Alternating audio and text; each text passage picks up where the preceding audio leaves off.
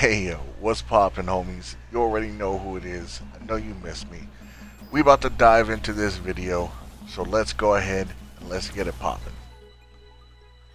Alright, so some of you already know. Those who don't, I'm a huge Destiny fan, right? Huge Destiny fan.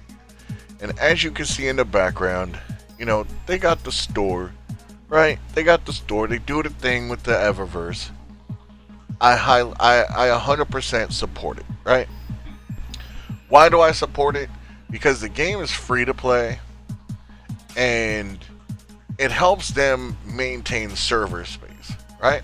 Which a lot of people will agree with me on, right? Now, as you can see here, these are the expansions. Every one of these things is an expansion, right? Each one of them is also the price of a full-blown game. Now, the reason I bring you here and I explain this is simply because when I quit playing, I was last playing on Shadowkeep. That's what I last played. So if I was to play catch-up for Beyond Light, Witch Queen, and then Lightfall, it was going to roughly cost me probably close to $300-400 just to actually come back and play it. So that's why you guys haven't seen a video on Destiny from me for a while, just for the sole purpose that I could not afford paying $400, roughly estimated, in order to come back to a game. I couldn't afford it. But due to having a very good friend of mine help me out, I'm back. But one of the things I want you to look at on here is I want you to remember the Witch Queen dungeon key. You see it? It's 2,000 silver, which is roughly $20, right? And I want you to remember it. I want you to remember that key, because later on in this video, that's going to be an important thing, okay? That's going to be important, and we're going to address it. But what I do want to mention is there's going to be some hate here. Okay, there's going to be some hate. People are going to be probably in the comments saying, oh, you're just a hater, you're a broke boy, all this. I expected it's the Destiny community. I already expect the toxicity. But anybody who's ever been here to my channel, anybody who knows the content that I push out already knows I don't care what you have to say in the comments. I'm going to be blunt regardless, and that's just how it is. So we're going to dive back in like this, right? You see the Witch Queen key. We're going to address this right meow, right? This thing cost 2,000 silver, which again, if you buy the silver, it's roughly close to $20, okay? But in order for us to level up our Guardian ranks, as you know, they've added Guardian ranks to this game, which is basically for the elite of the elite to say, I have big dick. That's their new quote-unquote thing. So, if you go and you look, you have requirements, we should say, quote-unquote, for you to meet in order to rank up. Now, a lot of these people will sit there and tell you and, talk about you for being low level on your Guardian rank. But we're going to talk about that. See, you have to, in order to progress from 7 to 8, you need to complete Duality and Spire of the Watcher, right? Now, what's weird about this, which I never say there's anything wrong with this, I have no problem doing the dungeons. I enjoy the dungeon content. I enjoy learning the process. I enjoy the raids. So that's not the issue, right? That's not the issue at all here, right? You have to meet these certain requirements. Now, there's players going around that are completely picking on people for being lower Guardian rank, like around 6, 7, such like that. They're supposedly picking on them from what I've gathered off of, reading on Twitter. That's so disgusting. It's not fair, right? Because you can easily LFG for a raid, but come on. Anybody who's ever been on LFG knows if you go on LFG, it's like putting your left nut in a blender, right? You're going to either A, you're going to end up getting with a really good group, or you're going to B, get with a group that is absolute garbage. I mean, let's date everything back, shall we? Back in Destiny 1, if you didn't have the Gallahorn and you were running LFGs, you were kicked out of every single group. Come on to this one. Back in the day with the Shadowkeep, if you didn't have the Izanagi's Burden with the Catalyst, you were kicked every single time. But let's address the Duality Dungeon and the Spire of the Watcher. Now, you remember that Witch Queen key that we addressed before and I told you to remember? You remember that key? Well, let's go ahead and look at this. Here is us going to Spire of the Watcher. And boom. Requires Destiny 2, the Witch Queen dungeon key. Can't do it. Let's go ahead to Duality, shall we? Boom. As you can see, this one, Pit of Hearsay, doesn't have anything to it. Perfectly fine. Go over to Duality. Requires a Destiny 2, the Witch Queen dungeon key. So in order for me to do both of those dungeons, I gotta pay $20 for a key that... Why? I've already paid, what, $400 roughly in order to keep up with every single oncoming expansion, right? And on top of that, if you look and you notice, boom, $20 for the key. So you have to buy the season pass, which I'll address here later also, later in the video. But right now I'm going to address this, right? So in order for you to move on in your Guardian ranks and stuff, you need to do those two. But in order for you to do those two, you need to pay $20. Got you. Okay, let's move into another note. So if you look at my screen, look how long it takes to populate. Look at this. You see how long it takes just to populate the information that's tied to my weapon? It's disgusting. When the game first came out, we never had that issue. Watch, we'll do it again. And see how long it takes in order to populate that? That's server side. That's all server based, right? Every bit of that is absolutely server based. So when we were talking just before about the season pass, now when I got all the content, I came over to the war table, and you see all these upgrades. I couldn't purchase a single one of these without having purchased the season pass. If you don't own the season pass, but you do own Lightfall, and you do own all the other expansions, you still cannot upgrade your war table. None of it. You can't do anything with it. You cannot do anything with the war table at all unless you literally purchase the season pass. So now that ties me back. So now you're looking at, you're forced your hand if you want to do anything with the war table, right? In order to do the seasonal content that is involved with the war table, right? In order to do anything with that, you literally have to pay for the season pass. So if you decide that you don't want to purchase the season pass, or the inflation's got you low and you don't want to touch or have the available funds to do anything to purchase that season pass, well, guess what? Yeah, you're dicked.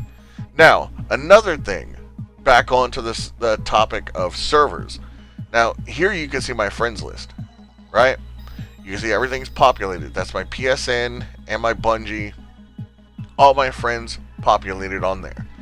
On 6 or more, probably roughly like 6 or 7 occasions, I've been kicked out of planets, and when I go to relaunch, nothing's there. When I go and check my friends list, nothing's there.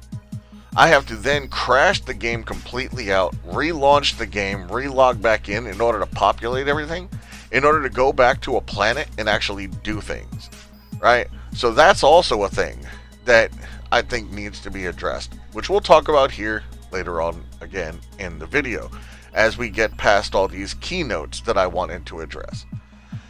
Now, all of that said, right, let's tie some things back, okay? Destiny could easily bring in more players, right? Easily. It could easily bring in a bigger fan base, especially with the game being free to play, right? Now, you look at other free to play games, like we'll go in towards Genshin Impact, for example, right? You can still play the game. Everything is there. Everything's free. You can play the game. You can earn the stuff that you use in order to purchase your heroes and shit. You could purchase all that like through the game itself, right? You earn it. It takes a while, but you could earn it, right? Now, I can't go on Destiny and earn that Witch Queen key. I have to purchase it. So in order for me to rank up in my Guardian rank, or anybody else is able to rank up in their Guardian rank, guess what? Now they have to dish out $20 in order for the key. Okay, that's also roughly $10 for the season pass. That's $30 in total. Then if you want to buy Lightfall's $70. So now you're looking at $100 just for that in order to play Lightfall overall and have the full-blown seasonal content and be able to participate within the seasonal content and also use anything at the helm, right? Now I'm pretty sure the helm also came before Lightfall, but that we'll address here also. So then you have to look at each and every single individual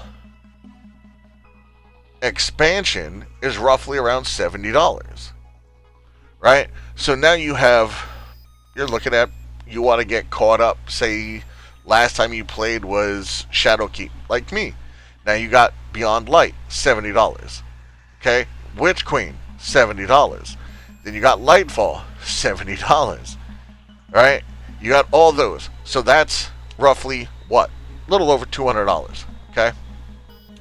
Then you look at, you have to pay for the season pass so that you can do stuff in the helm. So you could participate in upgrading your stuff on the helm. That's another $10. So now you're tagging that into the $200. Then you look at it again and you're like, well, I'm getting further into this. Now I want to start working on my Guardian rank. Like, I have all the requisites. I could easily push myself past, this 5 or this 6 or this 7, and I can go up to like 8, 9, 10, etc. But I can't, because for some reason I don't own this Witch Queen key. That's another $20 you got to shell out. You're constantly shelling out money in order to play this game, right? But if you play this game free to play, what do you start with? All you're going to have is the Red War. You're going to have the Red War. That's it. There's no other content. But if you look at other games like World of Warcraft, for example, World of Warcraft, when they come out with a brand new expansion, what do? What does World of Warcraft do? What does Blizzard do? They take all the previous expansions, they incorporate it into one bundle with that brand new expansion, and when you purchase the brand new expansion at full price, you also get all the previous expansions as well.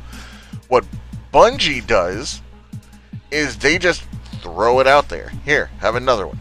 Have another one. Are we going to drop the price of the other ones? No. Hell no. They're going to stay $70. Here, have another one. Have another one. Have another one. And that's all they've been doing, is they've been shelling it out.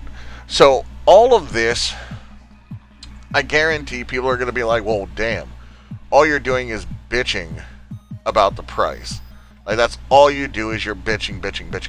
No, see, that's where I'm going to tie things over again to wrap up some of the stuff that we kind of like weaved in and out of in the video. And I kind of want to bring it all together right here, right? So then you look at the server base, like how the items were taking a while to populate, right? You have players, if you go and you read Twitter, if you go on any kind of social media and you look this game up, you'll see that there are a numerous amount of people that are having issues with this game, and they say that the servers are worse now after Lightfall than they were before. Right? So you have all these major issues that have never been addressed. There's errors that I got on this game coming back that when I looked them up and tried to figure out how to bypass them, because I literally sat getting this error multiple times, or these errors multiple times, that I had to look for an actual fix for it. And when I looked it up, some of the errors were still going on and onward since 2015. Or at least roughly around that date. That's crazy. That's crazy. So you're telling me you have a huge community. You're constantly making passive revenue just off of the Eververse alone, for when you have people like me who will gladly spend, when they have the funding, on cosmetics and stuff just because they want their character to look badass and they enjoy supporting the game, right? Like I do. I'd have no problem supporting the game if I had the funds for it, right? As far as, you know, supporting any kind of content outside, especially because if you look at what they're doing right now with the Wither Horde, you know, there a lot of these people that are making some of these ornaments, I mean, they're having community members do it. So if it's paying a community member for their artwork, gladly I would support it if I had the funds for it. So I completely support the whole thing right there, 100%, right? But this money that Bungie's been racking in and people are just throwing a blind eye to is you have all this money, but yet your servers are so unstable that you have people still complaining after several years of errors that have still never been addressed. Right? Still never been addressed. Like, me and a buddy of mine that play together, we have an ongoing meme between the two of us where I'll be like, well, boom, another bug. Or I'll be like, well, I got kicked. Go figure, got kicked. Right? I can't even stream this game because I have to crash it so often in order to get things back in order that if I was to crash it out, I would have to keep cutting my stream off and on in order to actually play it, because I currently don't use a capture card at the moment. Right? So you have that as a thing too. So, but it's a meme because back and forth we'll be like, oh, it's alright though. Don't worry about the bug. I'm not worried about it. I can easily just move on from it. They'll fix it in another, like, 3-4 expansions. They might address it. They might address it. But, you know, maybe Destiny 3 will come out and, you know, maybe a couple expansions in on that game and a season pass, they might address the issue. I mean, that's where this has come to, right? We have all these people dumping all this cash into this game. And granted, it's a free-to-play game. And again, the money should easily be going towards upkeep. That's what this money should be going to, is upkeep. Managing to keep the servers up and managing to keep them stable.